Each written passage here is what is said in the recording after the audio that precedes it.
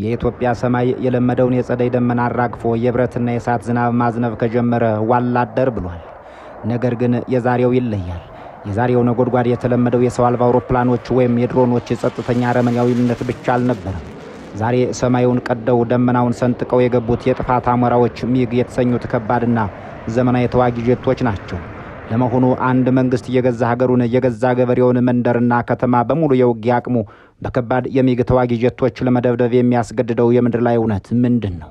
የብልጽግና አገዛዝ ከድሮን ወደ ሚግ ያደረገው ይህ ድንገተኛ አውዳሚ የስትራቴጂ ሽግግር ከፍተኛ የውጊያ የበላይነት ማግኘትን የሚያበስር የጥንካሬ ማሳያ ነው ወይስ መሬት ላይ ባለው የፋኖና የሌሎች ታጣቂ ኃይሎች አስገራሚ የመቋቋም አቅም ተስፋ የመቁረጥ የመደናገጥና የመጨረሻውን የሞት ሽረት ካርድ የመምዘዝ የጭንቀት ምልክት?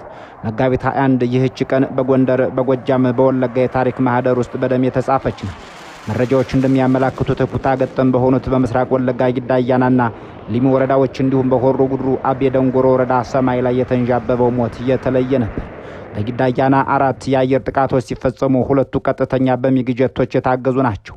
ነገር ግን እጅግ ልብ የሚያደማውና ጥያቄ የሚያጭረው በሊሙ ወረዳ ዋጃ በተባለች አንዲት አነስተኛ ከተማ ላይ የተፈጸመው ድርጊት ነው። በአንዲት አነስተኛ መንደር ላይ በተከታታይ 10 ጊዜ ድሮን ጥቃት ሲዘንብ ምን ሊፈጠር እንደሚችል አስባችሁታል?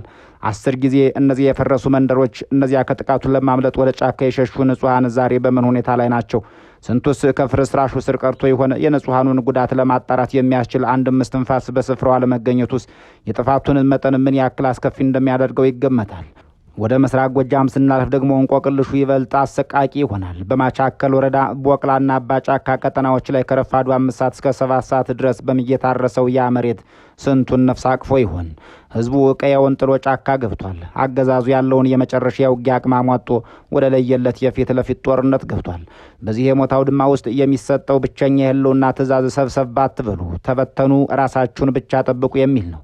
ነገር ግን ከዚያ ከሚደነቁረው የጀቶች ጩኸትና የቦምብ ፍንዳታ ጀርባ የተደበቀው እና ማንም እንዲያውቁ ያልተፈለገው ጥልቅ ወታደራዊ ፖለቲካዊ ሚስጥር ምንድን ነው? የብልጽግናው አገዛዝ እነዚህ የውጭ ምንዛሬ ጨራሽ የሆኑ አውዳሚዎችን ያሰማራው ጦርነቱ በአጭር ለመቋጨት አስቦ ነው ወይስ ማለቂያ ወደሌለው የደም አዙሪት ውስጥ ራሱን እየከተተ ነው? መሬት ላይ ያለው ኃይልስ ይህንን አረመኔያዊ የአየር ጥቃት እንዴት እያከሸፈው ይገኛል? እነዚህና ሌሎች ከጀርባ የተሸረቡ ጥልቀት ያላቸውን ወታደራዊና ፖለቲካዊ እንዲሁም ስነ ልቦናዊ እውነቶችን አንድ በአንድ በዝርዝር እንፈትሻለን። ከካሜራ እይታ ውጭ በካሜራ ውስጥ ያለውን አስደንጋጭ እውነት እናጋልጣለን። ዓይንና ጆሮአችሁን ሰብሰብ አድርጋችሁ እስከ ዝግጅታችን ፍጻሜ ድረስ አብራችሁን ቆዩ።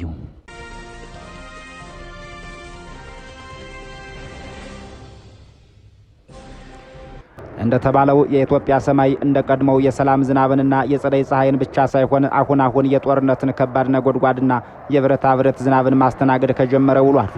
በሰሜን ምዕራብና በምዕራብ የሀገሪቷ ክፍሎች በተለይም በጎንደር፣ በጎጃምና በወለጋ አረንጓዴ ተራሮችና ሸለቆዎች ላይ የሚያስተጋባው ድምፅ የገበሬው የእርሻ ዜማ ሳይሆን የዘመናዊ የጦር መሳሪያዎች አውዳሚ ድምፅ ሆኗል።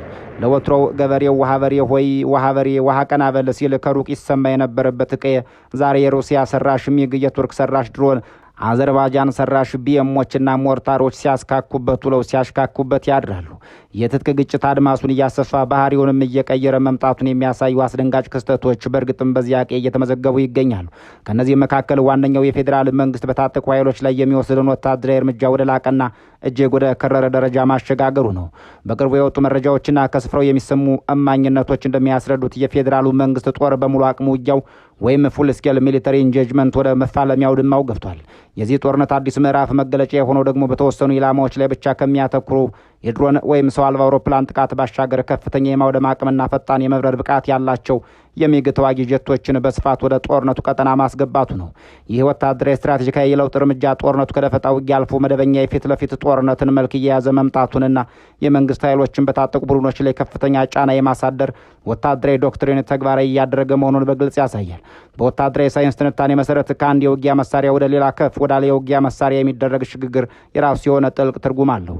ድሮኖች አብዛኛውን ጊዜ የሚያገለግሉት ለስለላ፣ ለክትትልና የተመረጡ ኢላማዎችን እንደ አመራሮች፣ የጦር መሳሪያ ማከማቻዎች ወይም ተንቀሳቃሽ ተሽከርካሪዎችን በነጥብ ለመምታት ነው።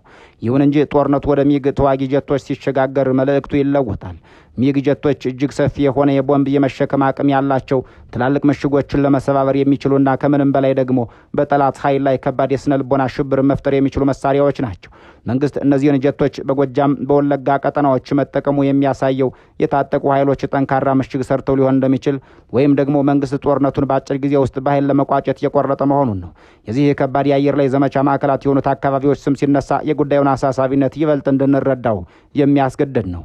በምስራቅ ወለጋ ዞን ስር በሚገኙ የጊዳ አያናና ሊሞ ወረዳዎች እንዲሁም ከነዚህ ጋር ኩታ ገጠም በሆነው ሆሩ ጉድሩ ወለጋ ዞን አቤ ደንጎሮ ወረዳ በሚግ የታገዘ ተከታታይ የአየር ድብደባ መፈጸሙ ተዘግቧል።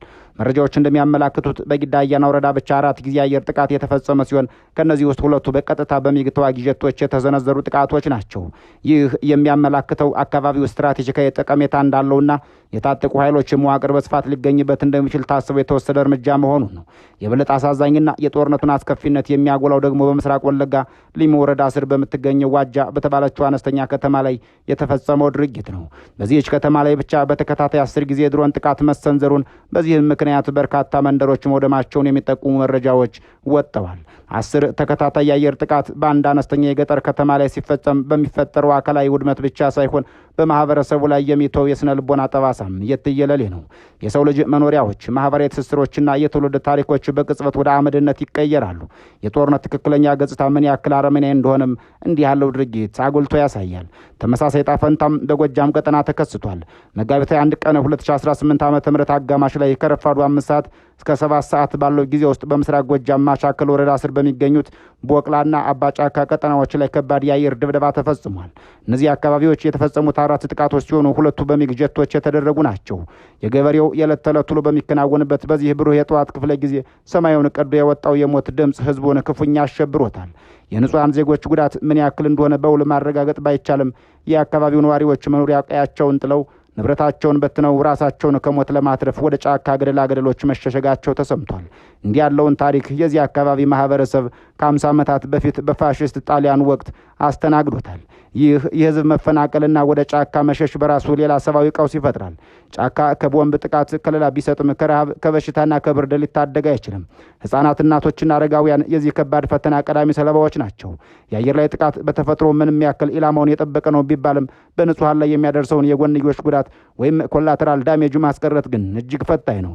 መረጃዎችን ለማግኘት በሚከብድባቸው ግንኙነቶች በተቋረጡባቸው በእነዚህ የገጠር መንደሮች ውስጥ ያለው እውነተኛ የሰዎች ሰቆቃ በቁጥር ከሚገለጸው በላይ እጅግ የገዘፈ መሆኑ ግልጽ ነው። የመንግስት ጦር በሙሉ አቅሙ ወደ ውጊያ መግባቱን ተከትሎ በአካባቢው ለሚገኙ ማንኛቸውም ኃይሎች ሆነ ለሲቪል ማህበረሰቡ የሚተላለፈው መረጃ ሰብሰብ ባለማለት ራስን መጠበቅ የሚል ነው። ይህ ወታደራዊ ምክር በደፈጣ ውጊያና በአየር ጥቃት ስር ላለ ማህበረሰብ የሚሰጥ የተለመደ የህልውና ስትራቴጂ ነው። የአየር ጥቃቶች በብዛት የሚያነጣጥሩት የሰዎች ስብስብ ወታደራዊ ተሽከርካሪዎችን ወይም ካምፖች ላይ በመሆን መበተን ጥቃትን የመቀነስ ብቸኛው መንገድ ይሆናል። ነገር ግን ይህ ሁኔታ ለማህበረሰባዊ መስተጋብር ትልቅ እንቅፋት ነው። ገበያዎች ይዘጋሉ፣ የእምነት ቦታዎች ጭር ይላሉ፣ ማህበራዊ ትስስሮች ማህበራዊ መስተጋብሮች በጠቅላላው እንደ ሞት ወጥመድ መታየት ይጀምራሉ። ህብረተሰቡ በጥርጣሬና በፍርሃት እንዲኖር ይገደዳል። ይህንን ክስተት በሰፊ የፖለቲካና የደህንነት መነጽር ስንመለከተው የኢትዮጵያ መንግስት ጦርነቱን በአጭር ጊዜ ለመቋጨት ወይም ዲሴቭ ቪክትሪ ለማግኘት ከፍተኛ መዋለ ንዋይና የጦር አቅም እያፈሰሰ መሆኑን አመላካች ነው። ነገር ግን ይህ የመንግስት እርምጃ በባዶ ሜዳ ላይ የመጣ ሳይሆን መሬት ላይ ከሚንቀሳቀሱት የፋኖ ኃይሎች መዋቅራዊ መደራጀት፣ ወታደራዊ አቅም መጎልበትና አስገራሚ የመቋቋም ጽናት ጋር በቀጥታ የተቆራኘ ነው። የአንድ ሀገር አየር ኃይል በተለይም እንደ ሚግ ያሉ ከፍተኛ የማጥቃት አቅም ያላቸውን ተዋጊ ጀቶች በገዛ ግዛት ውስጥ በስፋት መጠቀም በመደበኛ ወታደራዊ ስትራቴጂ ውስጥ እንደ መጨረሻ አማራጭ የሚወሰድ እርምጃ ነው። የኢትዮጵያ መንግስት ይህንን ከባድ ካርድ ለመምዘዝ የተገደደው የፋኖ ኃይሎች ከጊዜ ወደ ጊዜ እያሳዩት ካለው ወታደራዊ የዝግመተ ለውጥ ተፈጥሮ አኳያ ሊሆን እንደሚችል መገመት ቀላል ነው። በትግሉ መጀመሪያ አካባቢ ፋኖ በብዛት የሚታወቀው ነጠላ ጠመንጃ ካነገቡ ወጥ የሆነ ማዕከላዊ ህዝብ በሌላቸውና በስሜት በሚንቀሳቀሱ የገጠር ወጣቶችና ሚሊሻዎች ስብስብነት ነበር። መንግስትም ይህንን ኃይል በክልሉ የጸጥታ መዋቅርና በመደበኛ ፖሊስ ስምሪት በቀላሉ መበተን እንደሚችል አስቦ ነበር። ሆኖም የጦርነቱ ወራት እየገፋ ሲሄድ የፋኖ ኃይሎች አሰላለፍ ወታደራዊ ተክለሰውነት ሙሉ በሙሉ ተቀየረ። ቡድኖቹ ከመበታተን ይልቅ በየቀጠናው በጎንደር፣ በጎጃም፣ በወሎና በሸዋ ጠንካራ ወታደራዊ መዋቅሮችንና ወታደራዊ መሰረቶችን መገንባት ጀመሩ። የቀድሞ መከላከያ ሰራዊት አባላትና የጦር መኮንኖች ትግሉን በመቀላቀላቸው ምክንያት ፋኖ ከዘፈቀደ የደፈጣ ተዋጊነት ወጥቶ የፊት ለፊት ውጊያዎችን ማካሄድ፣ ስትራቴጂካዊ ቦታዎችንና ከተሞችን መቆጣጠር እንዲሁም የመንግስትን ወታደራዊ እንቅስቃሴ አስቀድሞ የማክሸፍ አቅም ፈጠረ። ከዚህም ባሻገር በመሬት ላይ በሚደረጉ ውጊያዎች ፋኖች ከመንግስት ኃይሎች ማረኳቸው የሚባሉ ከባድ የቡድን መሳሪያዎችን፣ መትረየሶችን፣ ሞርተሮችንና ጸረ ተሽከርካሪ ፈንጆችን የቡድኑን አቅም አሳድገውታል። መሬቱን ጠንቅቆ የሚያውቀው ተዋጊ ከህዝቡ ጋር ያለውን ጥልቅ የስነ ልቦናና የሎጂስቲክስ ትስስር ህዝቡን እንደ ባህር ተዋጊው እንዳሳ የሚኖርበትን የደፈጣ ውጊያ ህግ በሚገባ በመጠቀሙ የፌዴራሉ ጦር በመሬት ላይ የሚያደርገውን የእግረኛና የሜካናይዝድ ጦር ግስጋሴ እጅግ ፈታኝ ደም አፋሳሽና ዋጋ የሚያስከፍል አድርጎበታል። እነዚህ ሁሉ እውነታዎች ተዳምረው ነው እንግዲህ የመንግስትን የውጊያ ስትራቴጂ ወደ ሰማይ ያሸጋግሩት። መንግስት የመሬት ላይ የውጊያውን እንደታሰበው በቀላሉ ሊቋጭ አለመቻሉ ሲገነዘብ ብቸኛና ፍጹም የበላይነት ወዳለው የጦር አውድማ ማለትም ወደ አየር ኃይሉ ፊቱን አዞረ። ሚግ ጀቶችና ድሮኖችን በስፋት መጠቀሙ የፋኖን ጠንካራ የመከላከያ መስመሮች ለመስበር የሎጂስቲክስ ስንቅና መስመሮቻቸውን ለመቁረጥ እንዲሁም የተዋጊውን ሞራል በከፍተኛ ድምፅና በከባድ ፍንዳታዎች ለማሽመድመድ የታለመ የድንጋጤና የሽብር ስትራቴጂ ነው። ይህ ወታደራዊ መስተጋብር ግን የራሱ የሆነ አደገኛ የፖለቲካና የኢኮኖሚ ክስረትም ዋጋም አለው። በድሮንና በሚግ የሚደረግ ጦርነት እጅግ ውድ ነው። የአንዲት ድሮን ሚሳኤል ወይም የሚግ ጀት ቦምብ ጥቃት በውጭ ምንዛሬ ሲሰላ በ10 ሺዎች የሚቆጠር ዶላር ይጠይቃል። ሀገሪቱ በከባድ ዋጋ ግሽበትና የኢኮኖሚ ማነቆ ውስጥ ባለችበት በአሁኑ ወቅት ይህንን ያክል ሀብት በጦርነት ላይ ማፍሰስ መንግስት የገጠመውን የስልጣንና የህልውና ስጋት ምን ያክል ከፍተኛ እንደሆነ የሚያመላክት ነው። የፋኖ ኃይሎች በትንሽ ወጪ የመንግስትን ግዙፍ መዋቅር እያዳከሙ ሲሆን፣ መንግስት ደግሞ ከፍተኛ ወጪ በማፍሰስ ኃይሉን ለማዳፈን ይጥራል። በሌላ በኩል ይህ የሚግና የድሮን ጥቃት በፋኖ ኃይሎች ዘንድ ሌላ አይነት የስነ ልቦና ምላሽ እየፈጠረ ይገኛል። የከባድ መሳሪያ ጥቃቶችን ንጹሃንና ማህበረሰባዊ መሰረተ ልማቶችን ሲያወድሙ በህዝቡ ውስጥ ያለው ብሶት፣ ቁጣና የመንግስት ተቃውሞ ይበልጥ እየተባባሰ ይሄዳል። ይህ ደግሞ ለፋኖ ኃይሎች አዲስ የሰው ኃይል እንዲያገኙና የህዝቡን ከለላ ይበልጥ እንዲያጠናክሩ እድል ይፈጥርላቸዋል። በወታደራዊ ሳይንስ የአየር ጥቃት መሬትን አያስከብርም የሚል ጽኑ እምነት አለ። ሚግ ጀቶች ምሽጎችን ሊያፈራርሱ ይችላሉ። ድሮኖች መሪዎችን ሊገድሉ ይችላሉ። ነገር ግን መሬቱን ተቆጣጥሮ ዘላቂ ሰላም ማምጣት የሚችለው የእግረኛ ጦርና ከህዝቡ ጋር የሚደረግ የፖለቲካ ስምምነት ብቻ ነው።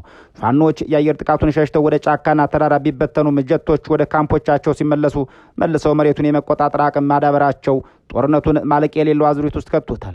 የብልጽግና አገዛዝ በጎጃም፣ በጎንደር፣ ወለጋ ሰማዮች ላይ የሚደረግ ጀቶችን ማሰማራቱ የጦርነቱን ሚዛን በአንድ ጀንበር ለመገልበጥ የሚደረግ የመጨረሻ የኃይል ማሳያም ሊሆን ይችላል። ሆኖም ከስሩ ያለው እውነት የፋኖ ኃይሎች የተደራጀ የመቋቋም አቅም መንግስትን እስከዚህ ጫፍ ድረስ መግፋት መቻሉ ነው። የድሮንና የሚግ በረራዎች እጅግ ከፍተኛ የሆነ የውጭ ምንዛሬ፣ የተራቀቀ የሎጂስቲክስ አቅርቦትና የሰለጠነ የሰው ኃይል የሚጠይቁ ናቸው። ሀገሪቱ ባለችበት የኢኮኖሚ ጫና ውስጥ ይህንን ያክል ሀብት ለጦርነት ማፍሰስ መንግስትን የገጠመውን የጸጥታ ስጋት ምን ያክል ከባድ እንደሆነና ለድርድር ወይም ለሰላም መንገድ ከመቀመጡ በፊት ወታደራዊ የበላይነቱን ለማረጋገጥ መወሰኑን የሚጠቁሙ ናቸው። በሌላ በኩል ደግሞ የታጠቁ ኃይሎች ይህንን ያክል ከባድ ጥቃት እየሰነዘረባቸው ቢሆን ውጊያውን መቀጠል መቻላቸው የችግሩ ስረ መሰረት ከወታደራዊ ጥንካሬ ባለፈ ጥልቅ የሆነ የፖለቲካና የማህበረሰብ ድጋፍ ወይም ብሶት አውድ እንዳለው ያመላክታል። ጦርነቱ በተፈጥሮ የፈጠራ ስራዎችን የሚያፈርስ ትውልድን የሚያመክንና ታሪክን በደም ቀለም የሚጽፍ አውዳሚ ማሽን ነው። ዘመናዊ የጦር መሳሪያዎች ምሽጎች ሊሰብሩ፣ መንደሮች ሊያወድሙና ጊዜያዊ ወታደራዊ ብልጫን ሊያመጡ ይችሉ ይሆናል። ነገር ግን በህዝቡ ልብ ውስጥ ያለን የፖለቲካ ጥያቄና የታሪክ ስብራት በቦምብ ማከም አይቻልም። ከፈረሱ ከተሞችና ከወደሙ መንደሮች ጀርባ የሚቀረው የንጹሃን እልቂትና የትውልድ ቁርሾ ከምንም በላይ አሳሳቢው የነገዋ ኢትዮጵያ የቤት ዕዳ ነው። የኃይል ሚዛኑ ወዴትም ቢያጋድል የእነዚህ ከባድ የጦር መሳሪያዎች ኢላማ የሆኑት ምድሮች የሁላችንም አካል፣ በላዩ ላይ የሚረግፉት ህይወቶችም የዚቹ ሀገር ልጆች መሆናቸውን ማሰብ ለቀውሱ ዘላቂና ሰላማዊ መፍትሄ የመፈለጉን አጣዳፊነት እጅግ የጎላ ያደርገዋል። በያላችሁበት ዓለም ሰናይ ጊዜ እየተመኘን በዚሁ እንሰናበታለን።